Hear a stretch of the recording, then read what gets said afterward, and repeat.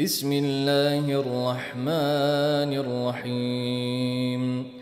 الرحمن علم القرآن خلق الإنسان علمه البيان الشمس والقمر بحسبان والنجم والشجر يسجدان والسماء رفعها ووضع الميزان ألا تطغوا في الميزان وأقيموا الوزن بالقسط ولا تخسروا الميزان والأرض وضعها للأنام فيها فاكهة والنخل ذات الأكمام والحب ذو العصف والريحان فبأي آلاء ربكما تكذبان خلق الإنسان من صلصال كالفخار وخلق الجان من مارج من نار فبأي آلاء ربكما تكذبان رب المشرقين ورب المغربين فبأي آلاء ربكما تكذبان مرج البحرين يلتقيان بينهما برزخ لا يبغيان فبأي آلاء ربكما تكذبان يخرج منهما اللؤلؤ والمرجان فبأي آلاء ربكما تكذبان وله الجوار المنشآت في البحر كالأعلام فبأي آلاء ربكما تكذبان كل من عليها فان ويبقى وجه ربك ذو الجلال والإكرام فبأي آلاء ربكما تكذبان يسأله من في السماوات والأرض كل يوم هو في شأن فبأي آلاء ربكما تكذبان سنفرغ لكم أيها الثقلان فبأي آلاء ربكما تكذبان يا معشر الجن والإنس إن استطعتم أن تنفذوا من أقطار السماوات والأرض فانفذوا لا تنفذون إلا بسلطان فبأي آلاء ربكما تكذبان يرسل عليكما شواظ من نار ونحاس فلا تنتصران فبأي آلاء ربكما تكذبان فإذا انشقت السماء فكانت وردة كالدهان فبأي آلاء ربكما تكذبان فيومئذ لا يسأل عن ذنبه إنس ولا جان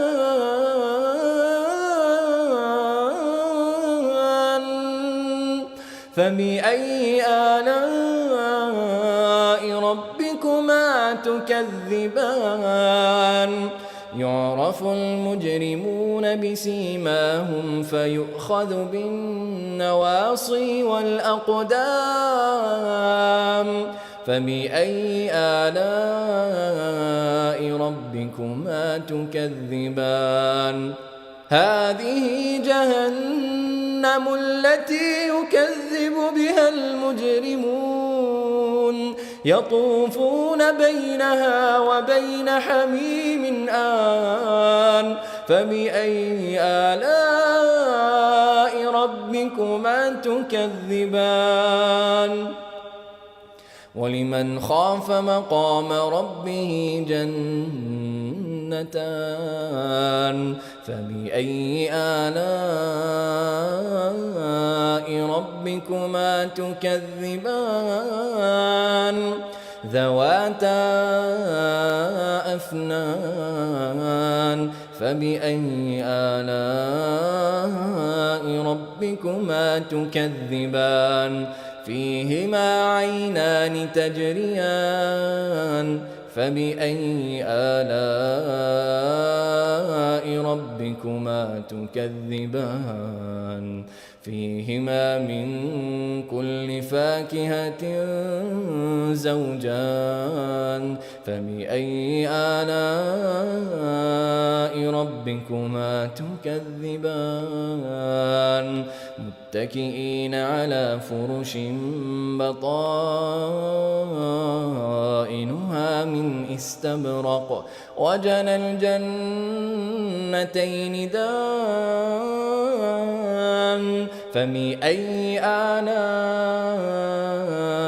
ربكما تكذبان فيهن قاصرات الطرف لم يطمثهن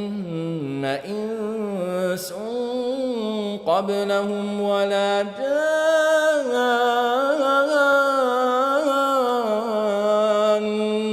فبأي آلاء ربكما تكذبان كأنهن الياقوت والمرجان فبأي آلاء ربكما تكذبان هل جزاء الإحسان إلا الإحسان فبأي آلاء ربكما تكذبان ومن دونهما جنتان فبأي آلاء ربكما تكذبان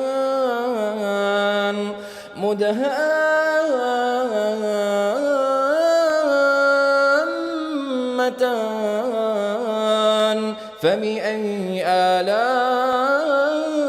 ربكما تكذبان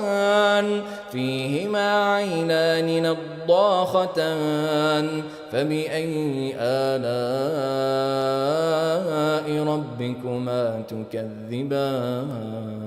فيهما فاكهة ونخل ورمان فبأي آلاء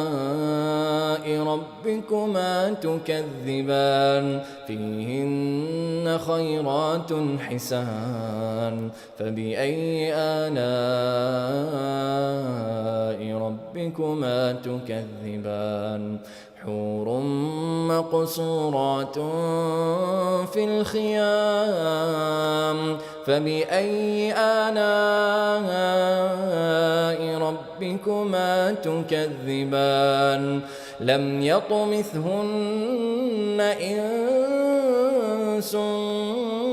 قبلهم ولا جان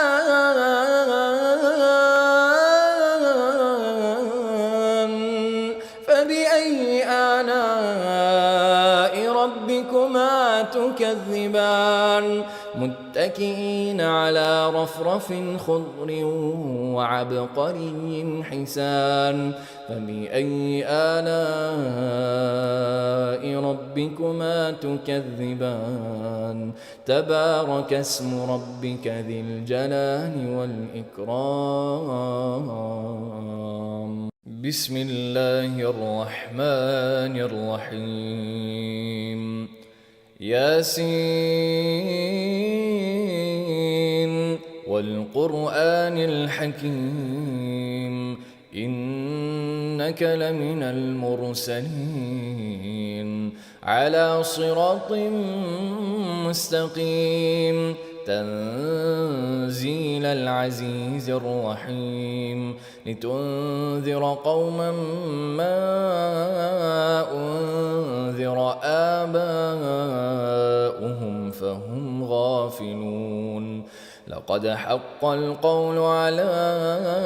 أكثرهم فهم لا يؤمنون إنا جعلنا في أعناقهم أغلالا فهي إلى الأذقان فهم مقمحون وجعلنا من بين أيديهم سدا ومن خلفهم سدا فأغشيناهم فهم لا يبصرون وسواء عليهم أأنذرتهم أم لم تنذرهم لا يؤمنون إنما تنذر من اتبع الذكر وخشي الرحمن بالغيب فبشره بمغفرة وأجر كريم إنا نحن نحيي الموتى ونكتب ما قدموا وآثارهم وكل شيء أحصيناه في إمام مبين واضرب لهم مثلا أصحاب القرية إذ جاءها المرسلون إذ أرسلنا إليهم اثنين فكذبوهما فعززنا بثالث فقالوا إنا إليكم مرسلون قالوا ما أنتم إلا بشر مثلنا وما أنزل الرحمن من شيء إن أنتم إلا تكذبون قالوا ربنا يعلم إنا إليكم لمرسلون وما علينا إلا البلاغ المبين قالوا إنا تطيرنا بكم لئن لم تنتهوا لنرجمنكم وليمسنكم منا عذاب أليم قالوا طائركم معكم أئن ذكرتم بل أنتم قوم مسرفون وجاء من أقصى المدينة رجل يسعى قال يا قوم اتبعوا المرسلين اتبعوا من لا يسألكم أجرا وهم مهتدون وما لي لا أعبد الذي فطرني وإليه ترجعون أأتخذ من دونه آلهة إن يردني الرحمن بضر لا تغن عني شفاعتهم شيئا ولا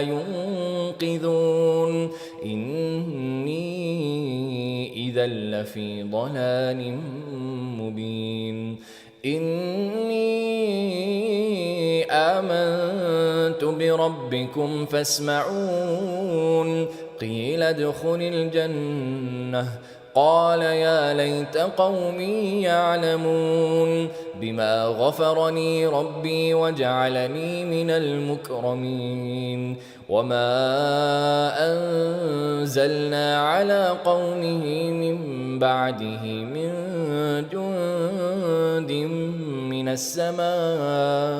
وما كنا منزلين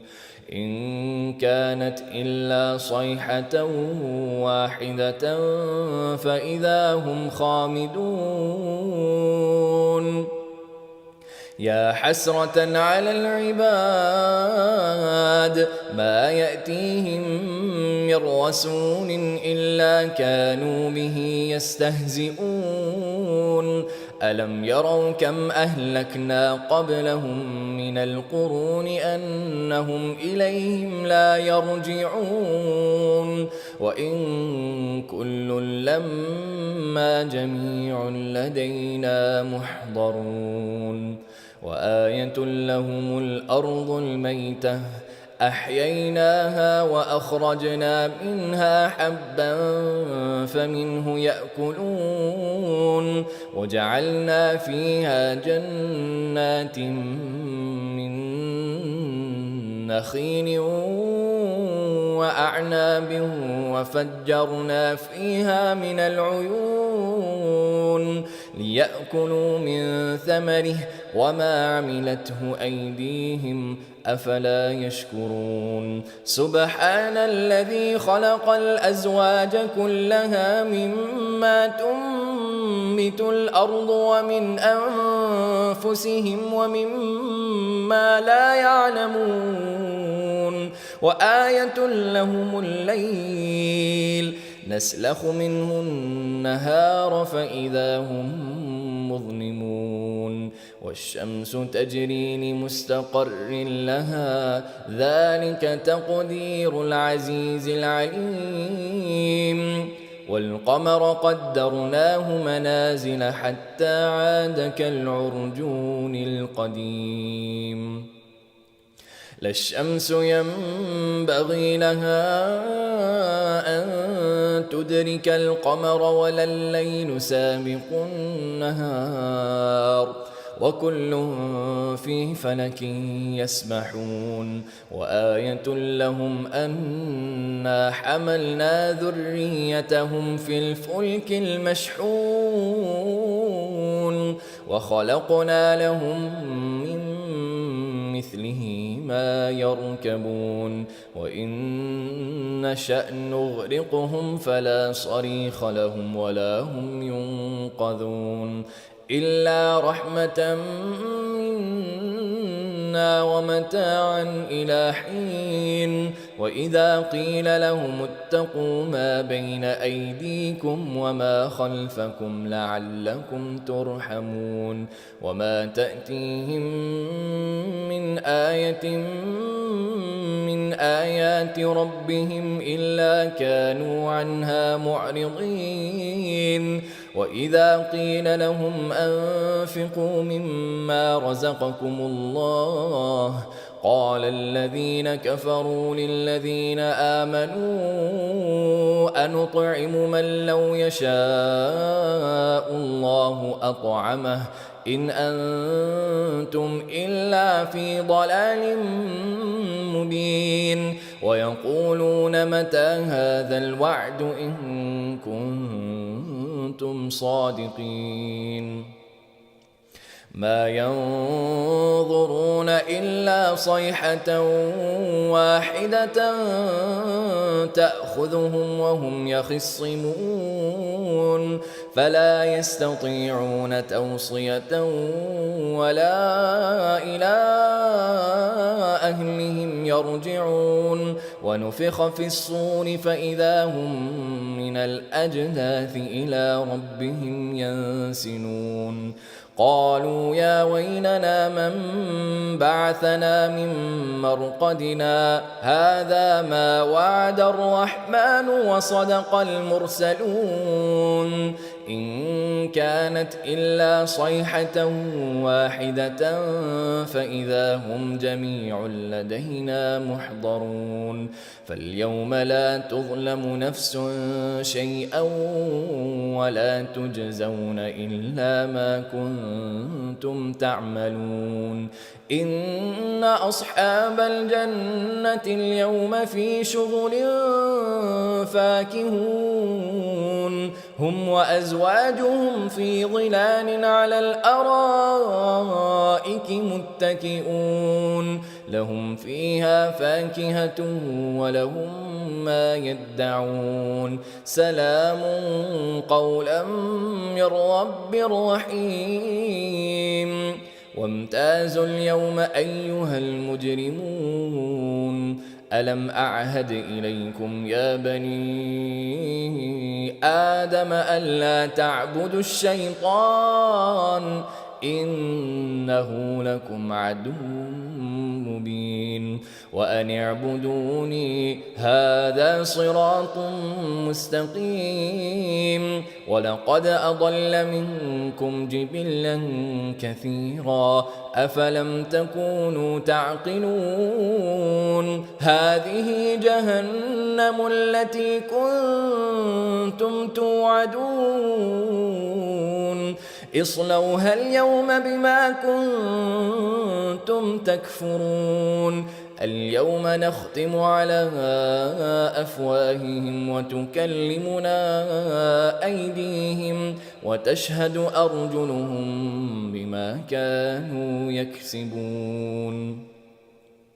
ولو نشاء لطمسنا على أعينهم فاستبقوا الصراط فأنى يبصرون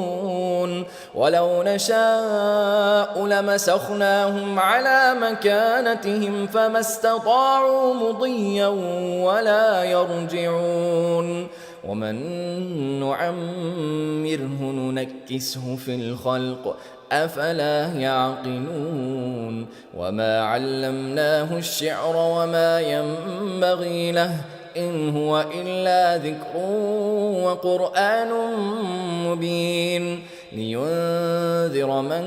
كان حيا ويحق القول على الكافرين أولم يروا أنا خلقنا لهم مما عملت أيدينا أنعاما فهم لها مالكون وذللناها لهم فمنها ركوبهم ومنها يأكلون ولهم فيها منافع ومشارب أفلا يشكرون واتخذوا من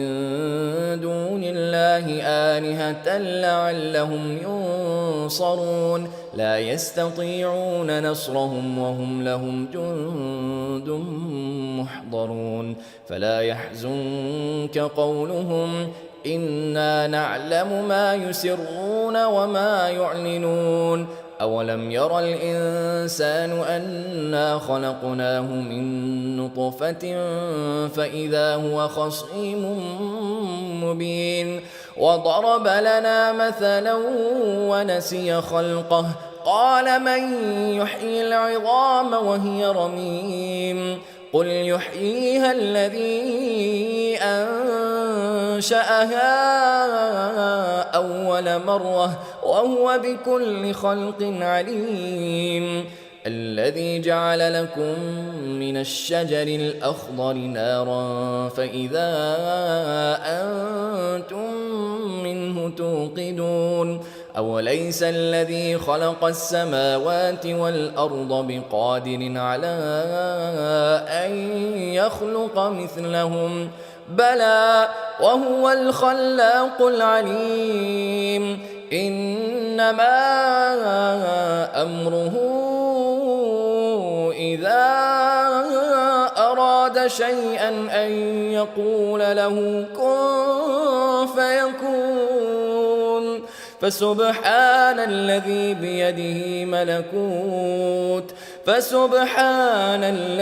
بيده ملكوت كل شيء وإليه ترجعون أعوذ بالله من الشيطان الرجيم. بسم الله الرحمن الرحيم. إذا وقعت الواقعة ليس لوقعتها كاذبة خافضة رافعة إذا رجت الأرض رجا وبست الجبال بسا فكانت هباء منبثا وكنتم أزواجا ثلاثة فأصحاب الميمنة ما أصحاب الميمنة وأصحاب المشأمة ما أصحاب المشأمة والسابقون السابقون أولئك المقربون في جنات النعيم ثلة من الأولين وقليل من الآخرين على سرر موضونة متكئين عليها متقابلين يطوف عليهم ولدان مخلدون بأكواب وأباريق وكأس من معين لا يصدعون عنها ولا ينزفون وفاكهة مما يتخيرون ولحم طير مما يشتهون وحور عين كأمثال اللؤلؤ المكنون جزاء بما كانوا يعملون لا يسمعون فيها لغوا ولا تأثيما إلا قيلا سلاما سلاما وأصحاب اليمين ما أصحاب اليمين في سدر مخضود وطلح منضود وظل ممدود وماء مسكوب وفاكهة كثيرة لا مقطوعة ولا ممنوعة وفرش مرفوعة إنا أنشأناهن إن شاء فجعلناهن أبكارا عربا أترابا لأصحاب اليمين ثلة من الأولين وثلة من الآخرين وأصحاب الشمال ما أصحاب الشمال في سموم وحميم وظل من يحموم لا بارد ولا كريم إنهم كانوا قبل ذلك مترفين وكانوا يصرون على الحنث العظيم وكانوا يقولون أئذا متنا وكنا ترابا وعظاما أئنا لمبعوثون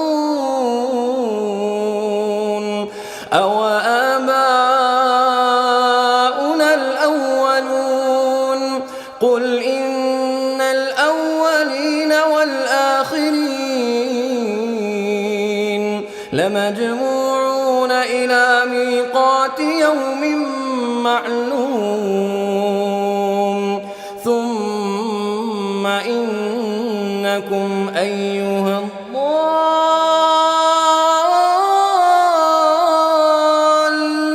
المكذبون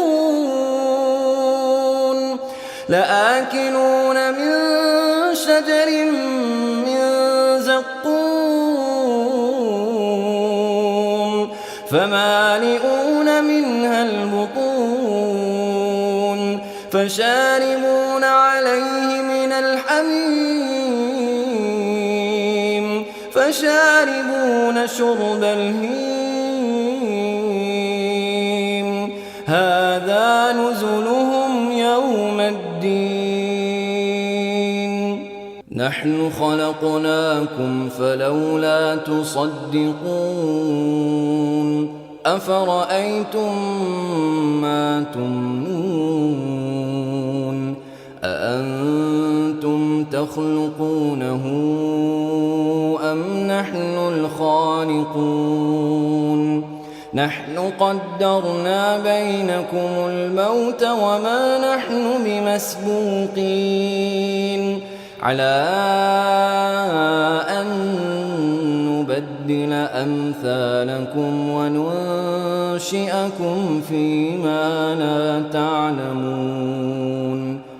ولقد علمتم النشأة الأولى فلولا تذكرون أفرأيتم ما تحرثون أأنتم تزرعونه أم نحن الزارعون لو نشاء لجعلناه حطاما فظلتم تفكهون إنا لمغرمون بل نحن محرومون أفرأيتم الماء الذي تشربون أأنتم أنزلتموه من المزن أم نحن المنزلون لو نشاء جعلناه أجاجا فلولا تشكرون أفرأيتم النار التي تورون أأنتم أنشأتم شجرتها أم نحن المنشئون نحن جعلناها تذكرة ومتاعا للمقوين فسبح باسم ربك العظيم فلا أقسم بمواقع النجوم وإنه لقسم لو تعلمون عظيم إنه لقرآن كريم في كتاب مكنون لا يمسه إلا المطهرون تنزيل من رب العالمين أفبهذا الحديث أنتم مدهنون وتجعلون رزقكم أنكم تكذبون فلولا إذا بلغت الحلقوم وأنتم حينئذ تنظرون ونحن أقرب إليه منكم ولكن لا تبصرون فلولا إن كنتم غير مدينين ترجعونها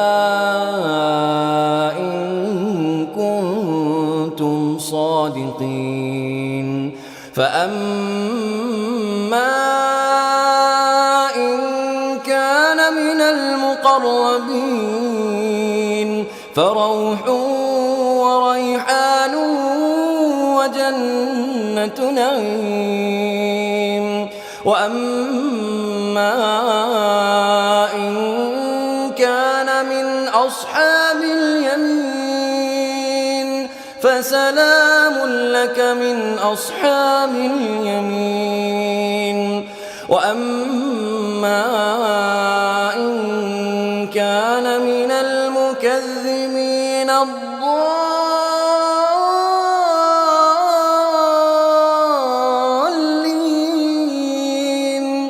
فنزل من حميم وتصلية جحيم. إن هذا لهو حق اليقين. فسبح باسم ربك العظيم.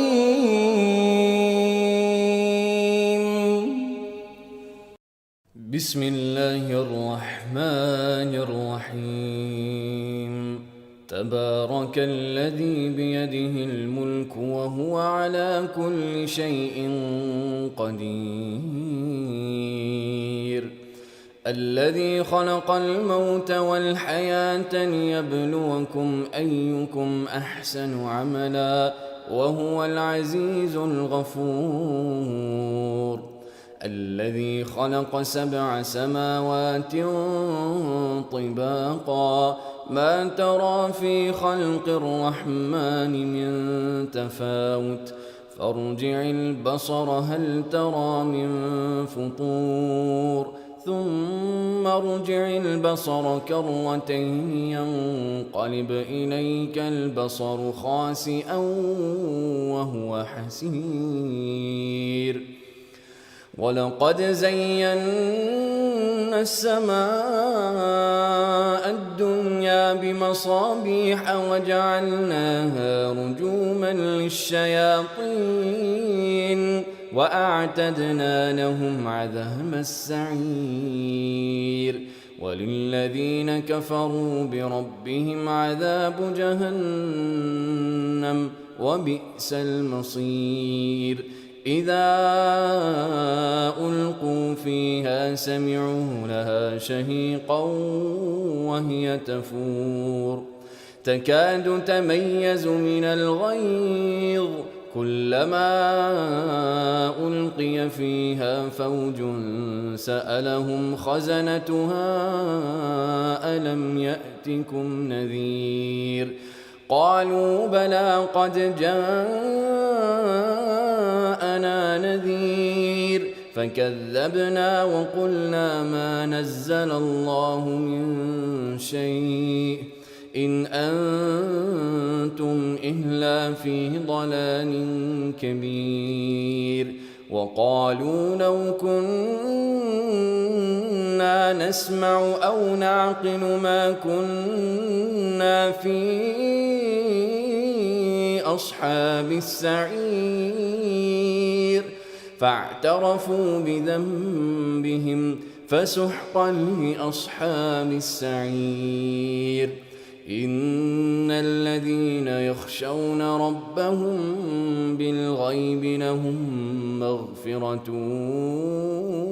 وأجر كبير. وأسروا قولكم أو اجهروا به إنه عليم بذات الصدور. ألا يعلم من خلق وهو اللطيف الخبير.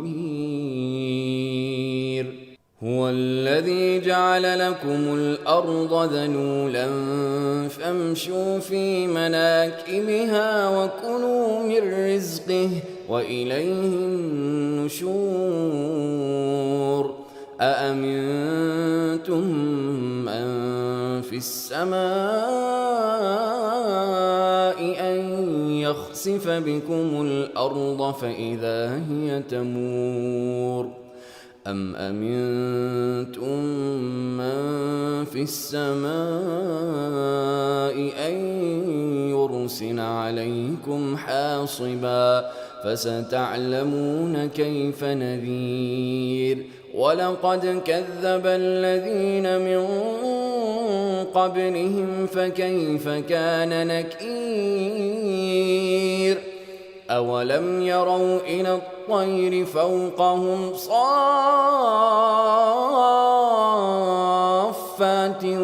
ويقبضن ما يمسكهن إلا الرحمن إنه بكل شيء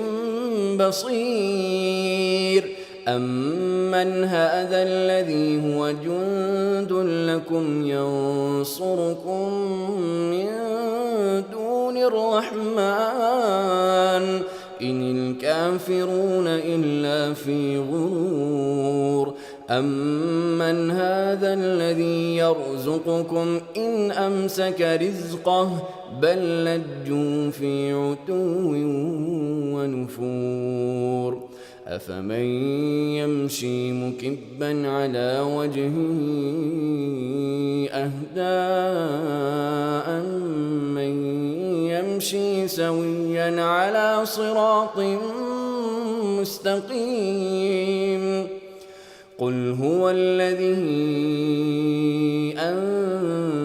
أنشأكم وجعل لكم السمع والأبصار والأفئدة قليلا ما تشكرون قل هو الذي ذرأكم في الأرض وإليه تحشرون ويقولون متى هذا الوعد إن كنتم صادقين قل إنما العلم عند الله وإنما أنا نذير مبين فلما رأوه زلفة سيئت وجوه الذين كفروا وقيل هذا الذي كنتم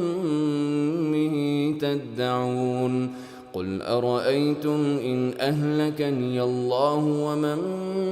معي أو رحمنا فمن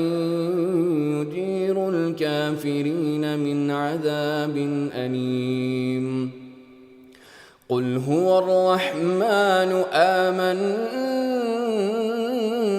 به وعليه توكلنا فستعلمون من هو في ضلال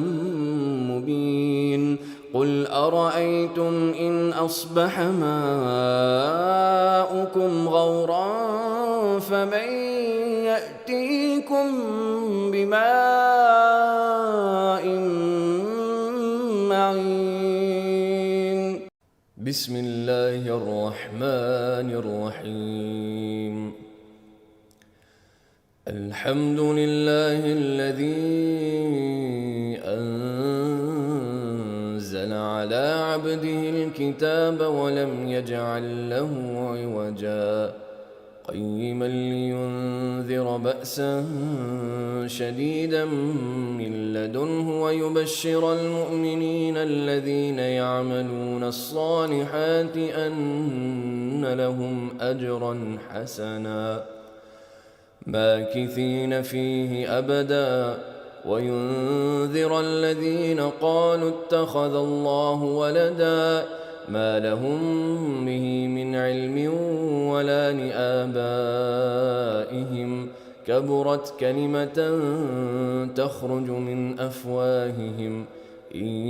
يقولون إلا كذبا فلعلك باخع نفسك على آثارهم إن لم يؤمنوا بهذا الحديث أسفا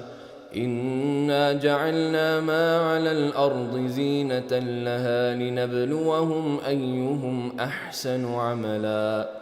وإنا لجاعلون ما عليها صعيدا جرزا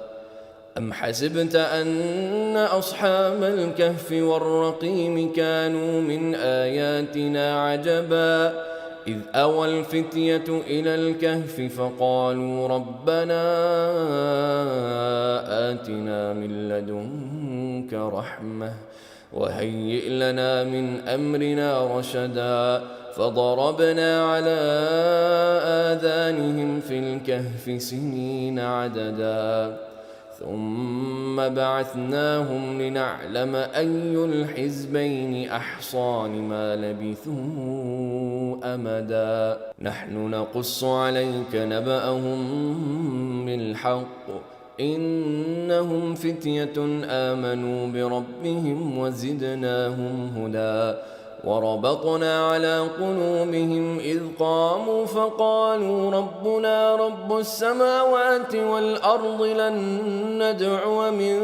دونه إلها لقد قلنا إذا شططا هؤلاء قومنا اتخذوا من دونه آلهة لولا يأتون عليهم بسلطان بين فمن أظلم ممن افترى على الله كذبا وإذ اعتزلتموهم وما يعبدون إلا الله فأووا إلى الكهف ينشر لكم ربكم من رحمته ويهيئ لكم من أمركم مرفقا وترى الشمس إذا طلعت تزاور عن كهفهم ذات اليمين وإذا غربت تقرضهم ذات الشمال وهم في فجوة منه ذلك من آيات الله من يهد الله فهو المهتد ومن يضلل فلن تجد له وليا مرشدا وتحسبهم أيقاظا وهم رقود ونقلبهم ذات اليمين وذات الشمال وكلبهم باسط ذراعيه بالوصيد لو اطلعت عليهم لوليت منهم فرارا ولملئت منهم رعبا وكذلك بعثناهم ليتساءلوا بينهم قال قائل منهم كم لبثتم قالوا لبثنا يوما أو بعض يوم قالوا ربكم أعلم بما لبثتم فابعثوا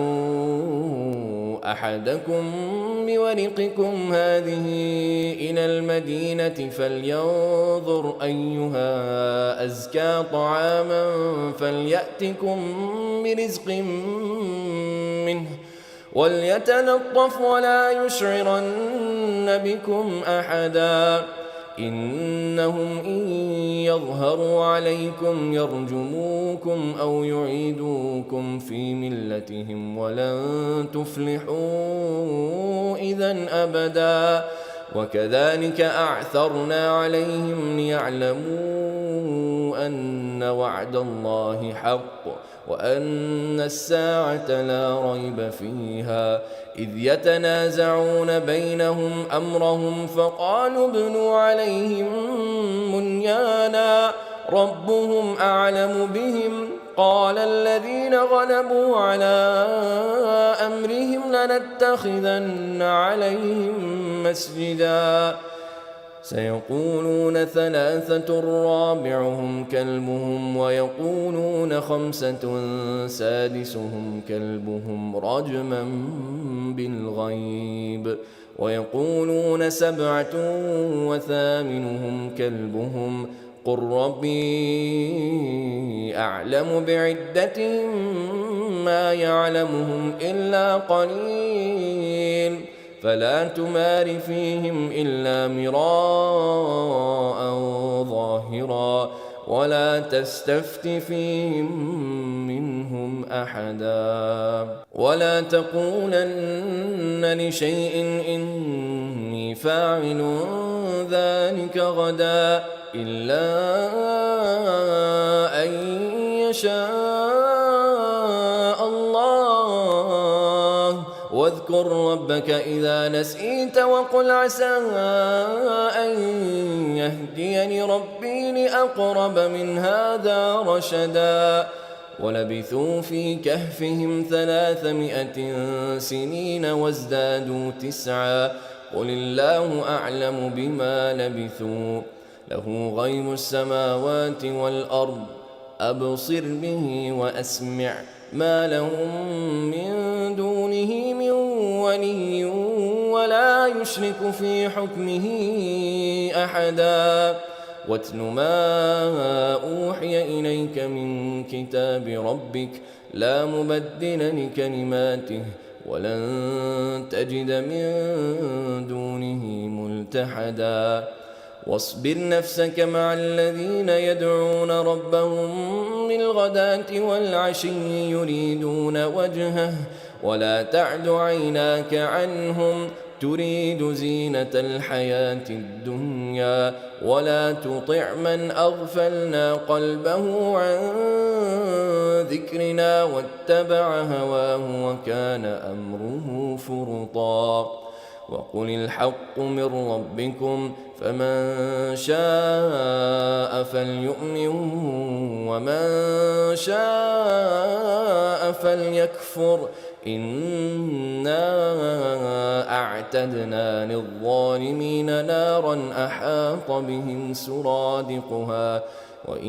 يستغيثوا يغاثوا بماء كالمهل يشوي الوجوه بئس الشراب وساءت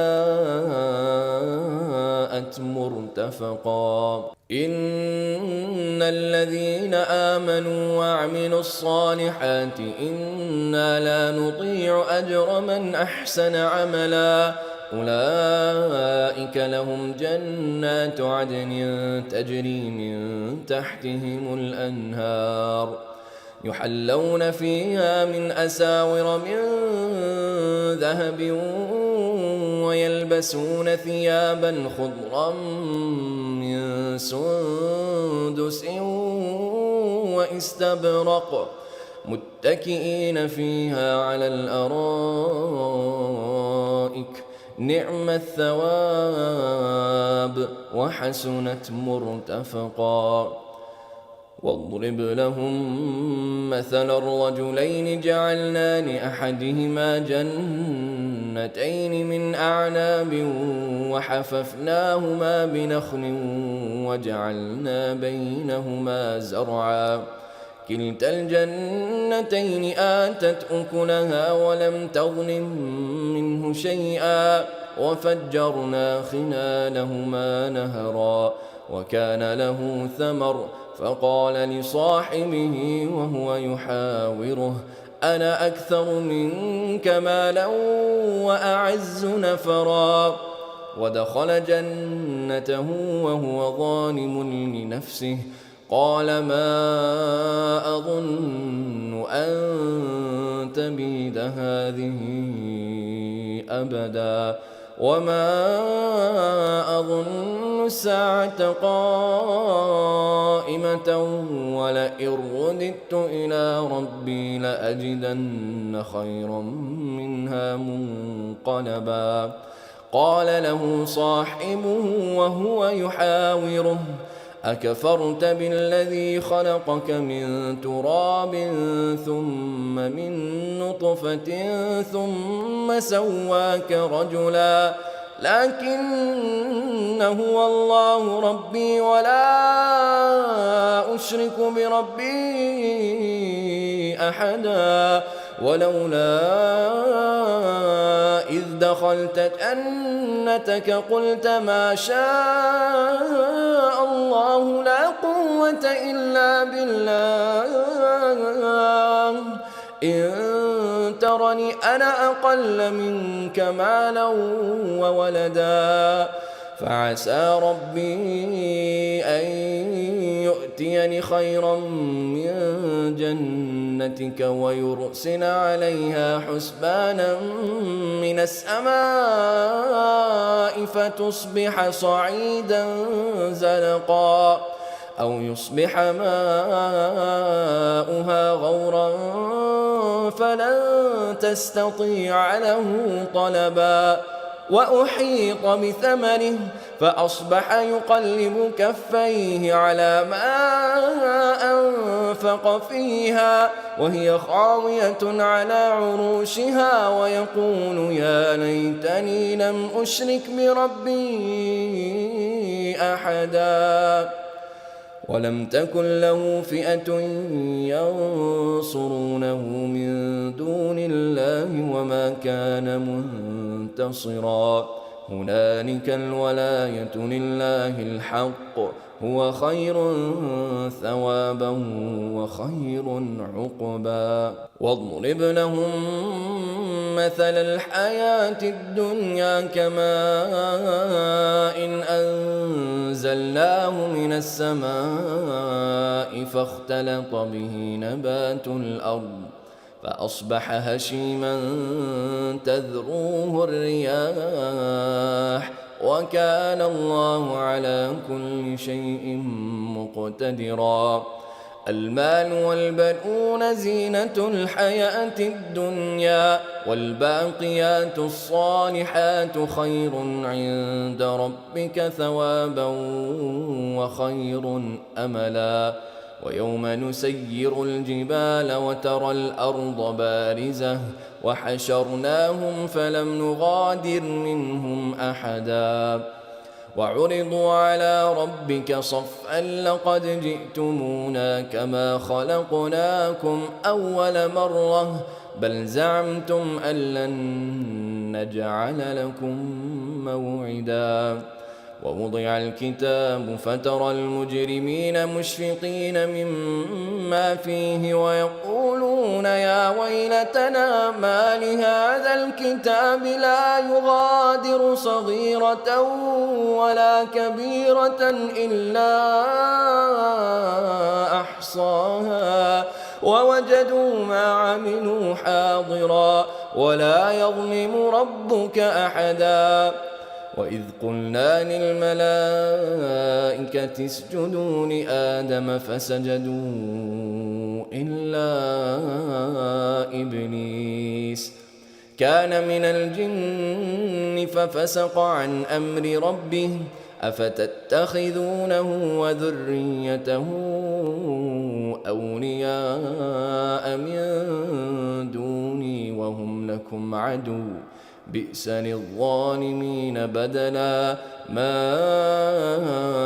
أشهدتهم خلق السماوات والأرض ولا خلق أنفسهم وما كنت متخذ المضلين عضدا ويوم يقول نادوا شركائي الذين زعمتم فدعوهم فلم يستجيبوا لهم وجعلنا بينهم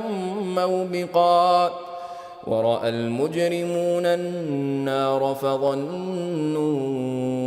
أنهم مواقعوها ولم يجدوا عنها مصرفا ولقد صرفنا في هذا القرآن للناس من كل مثل وكان الإنسان أكثر شيء جدلا وما منع الناس أن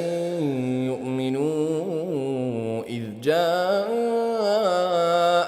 الهدى ويستغفروا ربهم إلا أن تأتيهم سنة الأولين أو يأتيهم العذاب قبلا وما نرسل المرسلين إلا مبشرين ومنذرين ويجادل الذين كفروا بالباطل ليدحضوا به الحق واتخذوا آياتي وما أنذروا هزوا ومن أظلم ممن ذكر بآيات ربه فأعرض عنها ونسي ما قدمت يداه إنا جعلنا على قلوبهم أكنة أن يفقهوه وفي آذانهم وقرا وإن تدعهم إلى الهدى فلن يهتدوا إذا أبدا وربك الغفور ذو الرحمة لو يؤاخذهم بما كسبوا لعجل لهم العذاب بل لهم موعد لن يجدوا من دونه موئلا وتلك القرى أهلكناهم لما ظلموا وجعلنا لمهلكهم موعدا وإذ قال موسى لفتاه لا أبرح حتى أبلغ مجمع البحرين أو أمضي حقبا فلما بلغا مجمع بينهما نسيا حوتهما فاتخذ سبيله في البحر سربا فلما جاوزا قال لفتاه آتنا غداءنا لقد لقينا من سفرنا هذا نصبا قال أرأيت إذ أوينا إلى الصخرة فإني نسيت الحوت وما أنسانيه إلا الشيطان أن أذكره واتخذ سبيله في البحر عجبا قال ذلك ما كنا نبغ فارتدا على آثارهما قصصا فوجدا عبدا من عبادنا آتيناه رحمة من عندنا وعلمناه من لدنا علما قال له موسى هل أتبعك على أن تعلمني مما علمت رشدا قال إنك لن تستطيع معي صبرا وكيف تصبر على ما لم تحط به خبرا قال ستجدني إن شاء الله صابرا ولا أعصي لك أمرا قال فإن اتبعتني فلا تسألني عن شيء حتى أحدث لك منه ذكرا فانطلقا حتى إذا ركبا في السفينة خرقها قال أخرقتها لتغرق أهلها لقد جئت شيئا إمرا قال ألم أقل إنك لن تستطيع معي صبرا قال لا تؤاخذني بما نسيت ولا ترهقني من أمري عسرا فانطلقا حتى إذا لقيا غلاما فقتله قال أقتلت نفسا زكية بغير نفس لقد جئت شيئا نكرا قال ألم أقل لك إنك لن تستطيع معي صبرا قال إن سألتك عن شيء بعدها فلا تصاحبني قد بلغت من لدني عذرا فانطلقا حتى إذا أتيا أهل قرية استطعما أهلها فأبوا أن يضيفوهما فوجدا فيها جدارا يريد أن ينقض فأقامه قال لو شئت لاتخذت عليه أجرا قال هذا فراق بيني وبينك سأنبئك بتأويل ما لم تستطع عليه صبرا أما السفينة فكانت لمساكين يعملون في البحر فأردت أن أعيبها وكان وراءهم ملك يأخذ كل سفينة غصبا وأما الغلام فكان أبواه مؤمنين فخشينا أن يرهقهما طغيانا وكفرا فأردنا أن يبدلهما ربهما خيرا منه زكاة وأقرب رحما. وأما الجدار فكان لغلامين يتيمين في المدينة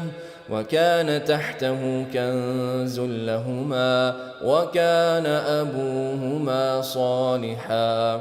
فأراد ربك أن يبلغا أشدهما ويستخرجا كنزهما رحمة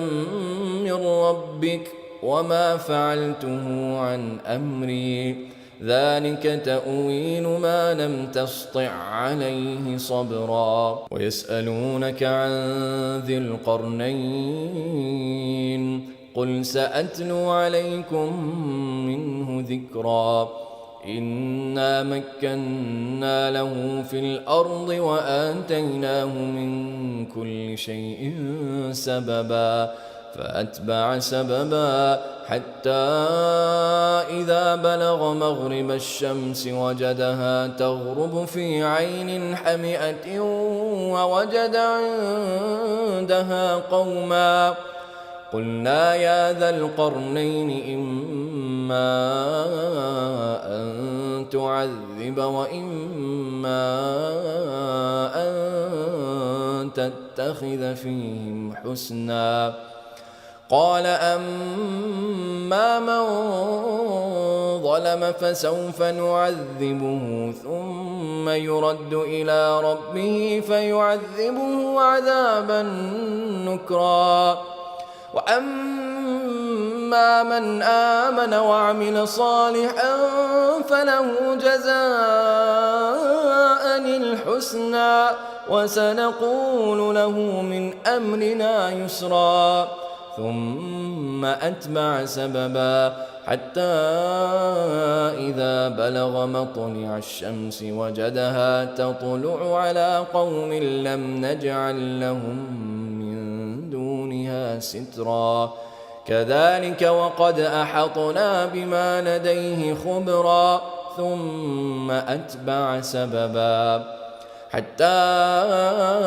إذا بلغ بين السدين وجد من دونهما قوما لا يكادون يفقهون قولا قالوا يا ذا القرنين إن يأجوج ومأجوج مفسدون في الأرض فهل نجعل لك خرجا على أن تجعل بيننا وبينهم سدا قال ما مكني فيه ربي خير فأعينوني بقوة أجعل بينكم وبينهم ردما آتوني زبر الحديد حتى إذا ساوى بين الصدفين قال انفخوا حتى إذا جعله نارا قال آتوني أفرغ عليه قطرا فما استطاعوا أن يظهروه وما استطاعوا له نقبا قال هذا رحمة من ربي فإذا جاء وعد ربي جعله دكا وكان وعد ربي حقا وتركنا بعضهم يومئذ يموج في بعض ونفخ في الصور فجمعناهم جمعا وعرضنا جهنم يومئذ للكافرين عرضا الذين كانت أعينهم في غطاء عن ذكري وكانوا لا يستطيعون سمعا أفحسب الذين كفروا أن يتخذوا عبادي من دوني أولياء